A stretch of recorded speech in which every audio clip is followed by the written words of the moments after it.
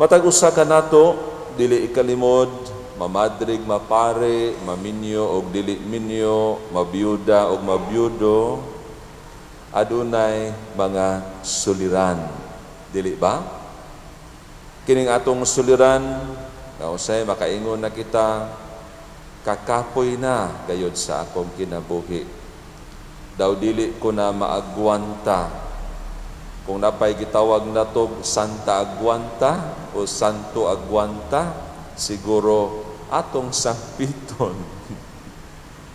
Apan kung ato gayud nga paminawon og tuuhan ang pulong sa atong Ginoo sa atong ebanghelyo karon sa balad ni San Mateo kapitulo 11 bersikulo 28 ug 30, aduna kitay kapaingnan, aduna kitay kaduulan, kay lagi diha sa Salmo Responsorio 105 nag-ingon man siya dinhi o nagsulti dinhi nga ang Ginoo nahinumdum sa iyang kasabutan hangtod sa kahangturan.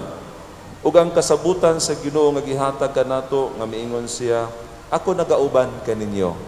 Di ba? Emmanuel, God is with us, nga ang pulong nga nahimong tao og mipuyo uban kanato.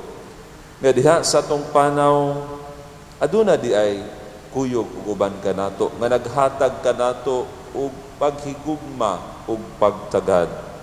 Nga mao ni magaan ang atong gipas-an, magaan ang atong gipugaton nga gipas-an sa atong mga abaga tungod ka anaaman ang comfort ug ang consolation sa atong Ginoo pinaagi usab sa atong isig kaingon nga nakasabot kung unsa ang yugo nga gipapas-an kanato sa Ginoo, nga ang yugo sa pag-alima, ang yugo sa paghigugma, ang yugo diha sa gitawag natong pagtinabangay. Og hinaot nga dinhi karong adlaw sayod kita nga aduna kitay mga kinaiya diha sa pag-atubang sa atong satag-satag ka problema, nga ang pangutana unsa man nga klase nga kinaiya diha sa atong pagsagubang o pagdawat ni anang mga suliran. Aduna ba kitay kinaiya sa pagamaampuon? Aduna ba kitay kinaiya sa pagkamalahutayon?